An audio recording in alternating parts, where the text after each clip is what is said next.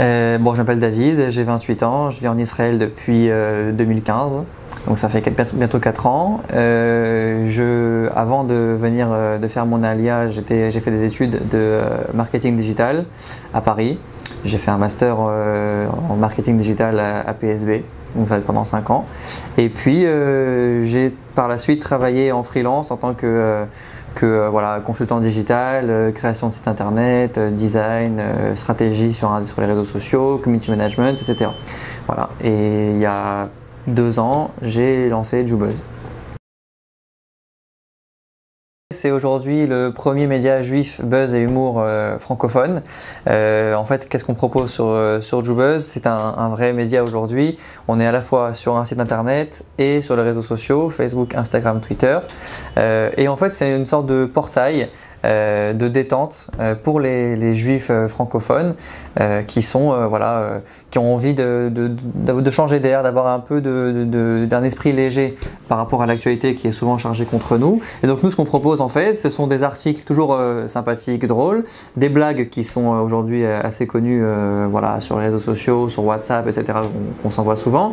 Et puis des concours aussi pour toujours des petits cadeaux à gagner sympathiques. Voilà, c'est en gros le gros de Jubuzz, c'est ça.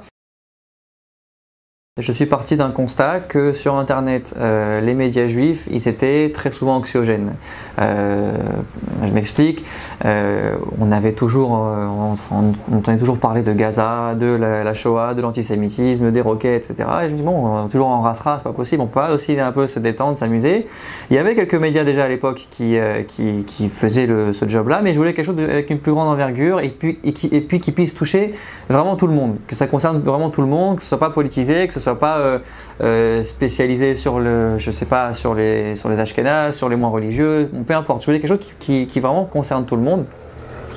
Et donc en fait, j'ai eu l'idée de faire un premier article qui avait très bien marché et puis par la suite de faire des blagues. Alors les blagues, c'est des choses qu'on faisait avec des copains sur les groupes WhatsApp. Et puis bon, au fur et à mesure, je me suis dit, ces blagues-là qui sont en rapport avec la communauté juive, qui reprennent un peu les mèmes, ça s'appelle comme ça, des mèmes sur internet, voilà, laïques, etc. On reprend ce modèle-là et on l'adapte à la communauté juive. Et donc c'est des choses qu'on s'envoyait avec des copains sur les groupes WhatsApp. Et je me suis dit, il faut faire quelque chose avec ça. Il faut vraiment le propulser sur internet avec une vraie page Facebook, un site web, Instagram, etc. Et puis voilà, donc il y a 2 ans, je me suis dit, on va lancer Jubuzz.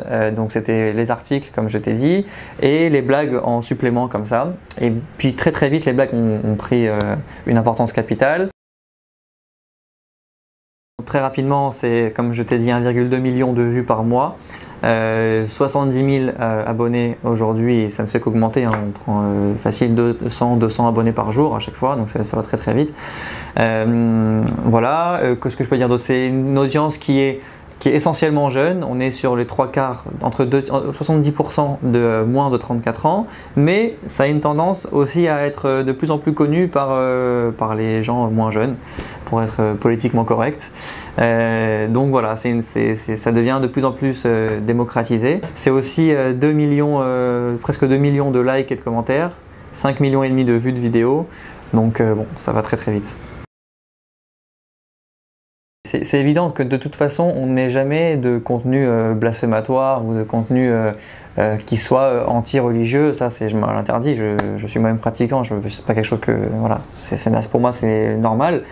Même au-delà de ça, souvent on fait des articles en rapport avec les fêtes, en rapport avec voilà, des choses de la vie juive, et il m'arrive parfois de faire des liens vers des sites comme TorahBox ou vers ou même moi d'écrire des choses qui sont empreintes de judaïsme pour essayer par le rire, essayer d'apprendre aux gens qui ne savent pas, voilà, ce que c'est Pessah, ce que c'est Purim, quelles sont les traditions qu'on fait à Hanouka, etc. Voilà, j'essaie toujours d'intégrer un petit peu de spiritualité, même dans du contenu drôle, dans du contenu viral. C'est la grosse question qu'on me pose très souvent. Et bien en fait, on utilise un procédé classique, enfin un procédé qui aujourd'hui qui se fait de plus en plus. C'est la publicité native, le native advertising. En fait, c'est quoi? parce que en fait aujourd'hui la publicité classique, ça veut dire les bannières, les pop-up, etc. C'est plus trop ce qui est efficace dans la pub sur internet. Donc aujourd'hui on utilise la publicité native. Ce que c'est en fait faire du placement de produits, faire de l'influence, faire des recommandations en se greffant en fait à du contenu viral, à du contenu drôle, à du contenu voilà, qui se lit, qui est sympathique. La publicité frontale comme ça, moi je n'y crois plus, les gens n'y croient plus. En revanche, ce modèle-là de publicité, ça c'est hyper efficace. On dit même que c'est 8 fois plus efficace que la pub classique, d'après des études. Donc voilà, c'est quelque chose qui est assez important, assez innovant.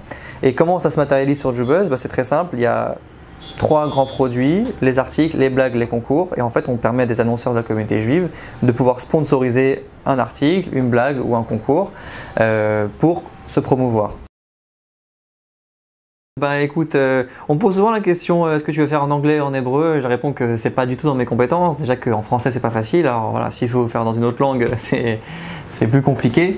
Donc non, on va rester pour l'instant en français en tout cas, mais en fait c'est plus un développement plus horizontal, ça veut dire il y a pas mal de déclinaisons aujourd'hui de JoBuzz. On a JoBuzz, voilà, buzz et humour, mais il y a aussi JoBuzz Fact, uniquement sur Instagram, qui est en fait une sorte de le saviez-vous version judaïsme Israël.